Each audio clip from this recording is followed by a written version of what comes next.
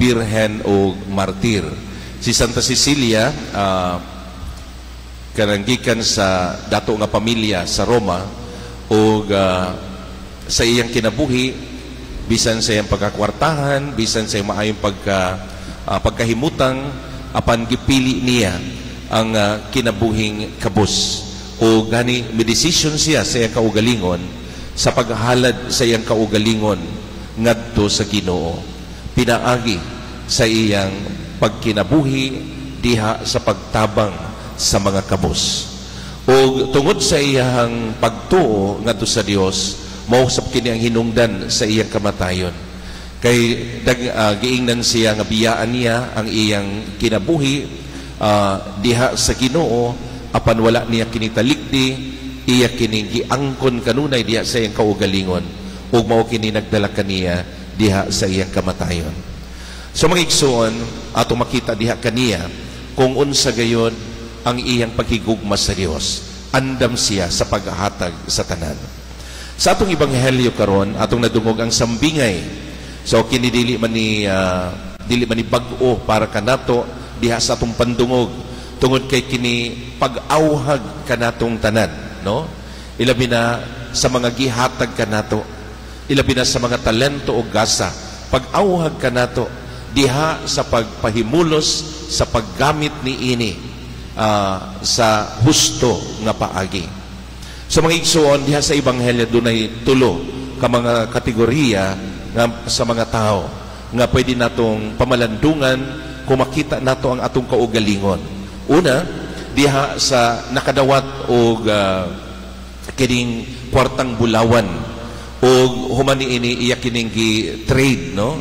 So iya kining gi-invest o matud pa kining duha nga gitagaan sa napulo or duha o lima, kini napatubo nila, nakahatag sila og ganansya ngadto sa agalon nga naghatag ni ini ngadto kanila. So nindot kayo ang ilang gipakita na ang ilang pagrisgo sa ilang kaugalingon, na ang ilang act nga wisely sa mga gasa nga gihatag kanila and responsibly. So siguro mga igsoon, makita nato ang ilang kakugi, ang ilang paningkamot nga sila makahatag og balik ngadto sa Ginoo sa mga talento nga ilang nadawat. Ang ikaduha nga kategorya sa tawo nining ebanghelyo, mao kadtong gitagaan og isa apan iyara kining giputos o gitaguan, apan wala siya mo risgo sa pagpaningkamot nga kini mudaghan og siya makahatag og dugang ngadto sa iyang agalon.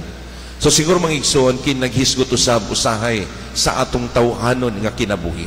Naay mga panahon nga bisan sa mga grasya nga atong nadawat sa Ginoo, wala nato kini gamita sa maayo, wala nato kini tagda o gani, wala kita mohatag pagbalik kaniya sa unsa man nga mga bunga nining atong nadawat nga mga talento o mga gasa. So kini pagpahinumdum usab kanato nga duna gayon kita himuon sa mga gasa o talento nga gihatag sa Dios kanato, kay kini at the end matud pa mga isang accounting kanato, mga isang husay nining mga butanga nga atong naangkon. Ang ikatulo nga kategorya sa mga tao, katong wala mo dawat kaniya, isip hari. So siguro mangutana ta sa atong kaugalingon, kanunay ba natong gidawat ang Ginoo diha sa atong kaugalingon, isip hari sa atong kinabuhi?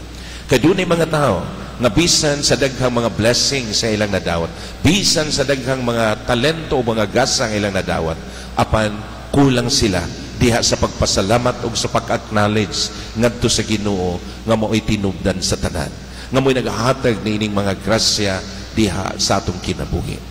Sa mga igsoon, tulo ka butang, siguro ang angay natong hunahunahon kanunay, with all these blessings, with all these talents and gifts we receive from God. First, to act wisely on it. Second, to have risk, no, in order to fulfill the will of God. At ikatulo, to act responsibly sa atong kinabuhi, aron kita makahatag og saktong husay ngadto sa Ginoo sa panahon nga kita pangayuan niya nining accounting sa mga butang nga aniya kanato. Mga igsuon, ato untang himuon nga si Santa Cecilia nga atong gihandom karon mahimong inspirasyon sa matag usa kanato. Kung giunsa niya pagmahal ng Dios, iya gayong gihatag ang tanan, ang iyang kinabuhi ngadto kaniya, nga bisan ng kamatayon wala makapugong sa iyang paghigugma sa Dios. Ato sa ipakita kini ngadto sa Ginoo nga kita sa kanunay andam nga mohatag sa atong kaugalingon, ug sa katapusan ana ay husay nga atong giandam sa panahon nga siya mangayo niini diha kanato. Amen.